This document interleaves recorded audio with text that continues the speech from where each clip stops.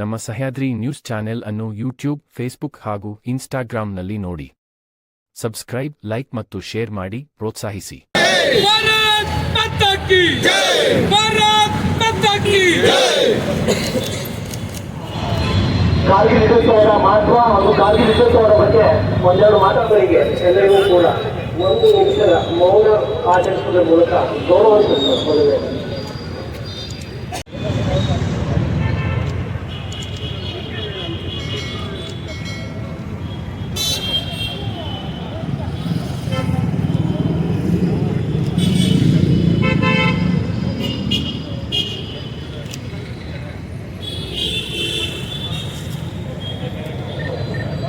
ಇಪ್ಪತ್ತು 30,000 ಅಡಿ ಎತ್ತರ, ಮೈ ಕೊರೆಯುವ ಚಳಿ, 40 -42 ಡಿಗ್ರಿ ಸೆಲ್ಸಿಯಸ್ ಆ ಥರ ಒಂದು ಪ್ರದೇಶದಲ್ಲಿ ಇಲ್ಲಿವರೆಗೂ ಕೂಡ ಪ್ರಪಂಚದಲ್ಲಿ ಎಲ್ಲೂ ಯಾರೂ ಯುದ್ಧ ಮಾಡಿಲ್ಲ. ಯುದ್ಧ ನಾವು ಗೆದ್ದರೆ ಅದಕ್ಕಾಗಿ ನಮ್ಮನೆ 527 ಬ್ರೇವ್ ಹಾರ್ಟ್ಸ್ ಅಂತೀವಲ್ಲ, ಪ್ರಿಯ ಯೋಧರ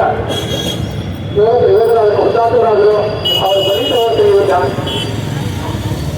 ಅವರ ವೀರಾವೇಶದ ಹೋರಾಟದ ಸಲುವಾಗಿ ಮತ್ತು ಸಾವಿರಾರು ಜನರ ಹಿಂದ ಹೋರಾಟದ ಸಲುವಾಗಿ ಈ ಒಂದು ಅತ್ಯಂತ ಕಠಿಣವಾದ ಪರಿಸ್ಥಿತಿಯ ಯುದ್ಧವನ್ನು ನಾವು ಮಾಜಿ ಯೋಧರು ಹೇಳಿದರು. ಒಂದು ಅತ್ಯಂತ ಕಷ್ಟದ ಪರಿಸ್ಥಿತಿಯ ಯುದ್ಧವನ್ನು ನಾವು ಗೆದ್ದಿದ್ದೀವಿ ಅಂತೇಳಿ. ಯುದ್ಧಗಳು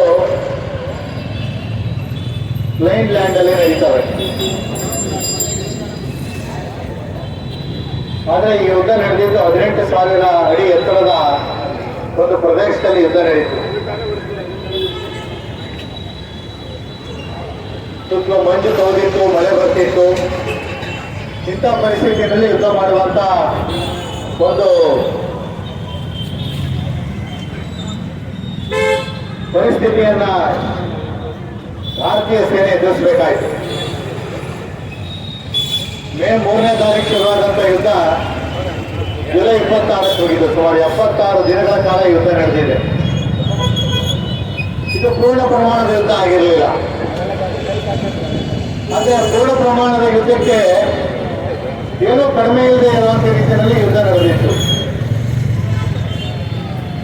ಇಡೀ ದೇಶದ 3 ಪಡೆಗಳು ಸನ್ನದ್ಧರಾಗಿ ಯುದ್ಧಕ್ಕೆ ನಿಂತ್ಕೊಂಡಿದ್ದು. ಆದರೆ ಯುದ್ಧ ನಡೆದಿದ್ದು ಕೇವಲ 150 ಚದರ ಕಿಲೋಮೀಟರ್ ಒಂದು ಸುತ್ತಳತೆಯ ಪ್ರದೇಶದಲ್ಲಿ, 18,000 ಅಡಿ ಎತ್ತರದ ಪ್ರದೇಶದಲ್ಲಿ. ಯುದ್ಧ ಶುರುವಾಗುವಂಥ ಸಮಯದಲ್ಲಿ ಅದನ್ನು ಯಾವ ರೀತಿಯ ಒಂದು ಪ್ರಚೋದನೆ ಇರುತ್ತೆ ಅನ್ನುವಂಥದ್ದು ನಮಗೆಲ್ಲ ಗೊತ್ತಿದೆ. ಪಾಕಿಸ್ತಾನ ಈ ಯುದ್ಧಕ್ಕೆ ಪ್ರಚೋದನೆ ಕೊಟ್ಟಿದೆ. ನಮಗೆಲ್ಲ ಗೊತ್ತಿರೋ ಹಾಗೆ 1947 ಇಸ್ವಿಯಿಂದ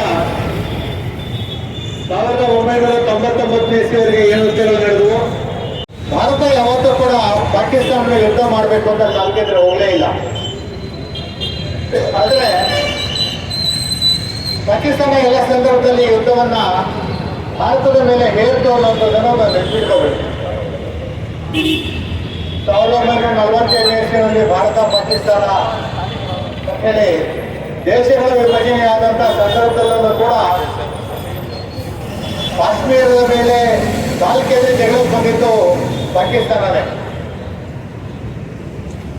1964 ಯುದ್ಧ ನಡೆದಾಗಲೂ ಕೂಡ ಪಾಕಿಸ್ತಾನದ ಪ್ರಚೋದನೆಯಿಂದ ಯುದ್ಧ ನಡೆದಿತ್ತು. 71ರಲ್ಲಿ ಯುದ್ಧ ನಡೆದಾಗಲೂ ಕೂಡ ಪಾಕಿಸ್ತಾನದ ಪ್ರಚೋದನೆಯನ್ನೇ ಭಾರತ ಪಾಕಿಸ್ತಾನದ ಯುದ್ಧ ಮಾಡಬೇಕಾಯಿತು.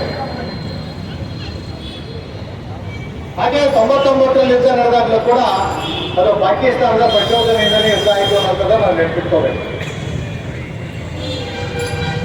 99ನೇ ಇಸ್ವಿ ಮೇ 3ನೇ ತಾರೀಕು ಕಾರ್ಗಿಲ್ನಲ್ಲಿ ಕುರಿ ಮೇಯಿಸುವಂಥವ್ರು, ಕುರಿಗಾಹಿಗಳು ಪಾಕಿಸ್ತಾನದ ಸೈನಿಕರ ಚಲನವಲನಗಳನ್ನ ನೋಡಿದರು. ಅಲ್ಲಿ ಅವರು ಬಂಕರ್ಗಳನ್ನ ಕಟ್ತಾ ಇರುವಂಥದ್ದನ್ನ, ಸೇನೆ ಜಮಾವಣೆ ಮಾಡ್ತಾ ಇರುವಂಥದ್ದನ್ನ, ಇದನ್ನ ನೋಡಿದಂಥವರು ಸೈನಿಕರಿಗೆ ತಿಳಿಸಿದ್ರು. ಏನೋ ಪಾಕಿಸ್ತಾನದ ಕಡೆಯಿಂದ ಯಾವುದೋ ಒಂದಿಷ್ಟು ಚಲನವಲನಗಳು ನಡೀತಾ ಇದೆ, ಆಕ್ಟಿವಿಟಿ ನಡೀತಾ ಇದೆ ಅನ್ನೋಂಥದ್ದನ್ನು. ಇದನ್ನ ನೋಡ್ಕೊಂಡು ಬರಬೇಕು ಅಂತ ಹೇಳಿ ಮೇ 5ನೇ ತಾರೀಕು ನಮ್ಮ ದೇಶದ 5 ಜನ ಸೈನಿಕರು ಆ ಪ್ರದೇಶಕ್ಕೆ ಹೋದರು. ಪಾಕಿಸ್ತಾನದ ಸೈನಿಕರು 5 ಜನರನ್ನ ಬಂಧಿಸಿ ಕರ್ಕೊಂಡೋಗಿ ಅತ್ಯಂತ ಅಮಾನುಷವಾಗಿ ಅವರನ್ನ ಕೊಲೆ ಮಾಡಿದರು. ಇದು ಯುದ್ಧಕ್ಕೆ ನಾಂದಿಯಾದಂಥ ಒಂದು ಸಂದರ್ಭ. ಆ ಬೆಟ್ಟದ ಮೇಲೆ ಈಗಾಗಲೇ ಪಾಕಿಸ್ತಾನದ ಸೈನಿಕರು ಹೋಗಿ ಬಂಕರ್ಗಳನ್ನ ಮಾಡಿಕೊಂಡು ಕೂತ್ಬಿಟ್ಟಿದ್ದಾರೆ. ನಾವು ಕೆಳಗಡೆ ಇದ್ದೀವಿ. ಆ ಪ್ರದೇಶನ ಆಕ್ರಮಿಸ್ಕೋಬೇಕು ಅನ್ನೋದಾದ್ರೆ ನಾವು ಆ ಗಡಿದಾರ ಬೆಟ್ಟವನ್ನು ನಮ್ಮ ಸೈನಿಕರು ಮೇಲೆ ಹತ್ತು ಹೋಗ್ಬೇಕು.